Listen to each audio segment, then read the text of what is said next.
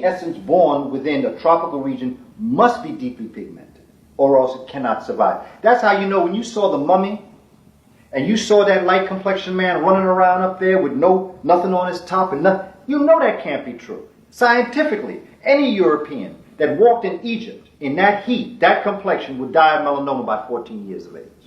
Skin cancer. Why can they do it now? They can't do it now. Whites They can't do it. survive in Egypt now? No, they're in and out. That's why they got those umbrellas. That's why they stay most times indoors. They wear clothes. The Arabs. They have hats. The Arabs. Arabs are black. To be an Arab, you must be black. You can't be an Arab and not be black. What made Eurasians Arabs was they mated with blacks. I don't call them Arabs. I call them Afrabs. You cannot be an Arab without being black. You cannot be Jewish without being black. The whole concept of, in fact, there is no such thing as a Semitic people. Semite is a language. Semite means mixture, semi. Part African, part Eurasian. The Semitic language is the language that these Eurasians took on. They differentiated in their own way, developed two different religions around it, but both are based in Africa. The language structure is based in the African language.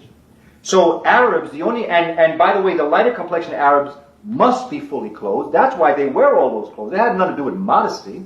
It has to do with the fact that if you're not covered up, you are going to die of skin cancer. So Arabs survive, first of all, because they're black.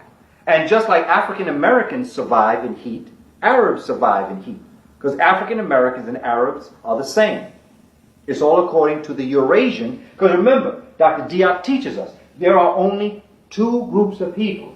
There's the southern cradle and the northern cradle. The southern cradle, the northern cradle. At some point in time, these northern Africans, after depigmenting themselves, came down into this area here. Those that were over here became what we today call Asians.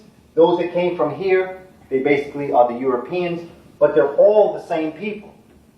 But what made these individuals come down through this area and travel across here, today are the Arabs, because before Muhammad, blessings on that brother's name, there were no Arabs. They were all scattered tribes, with no language, by the way. They had no real language. They took on the language of whatever locality they were around. And these were African people, of course, dark complexion, with the mixtures of the Eurasians that had come down since the melting of the ice. But these individuals themselves, they themselves came about through being black. And they survived.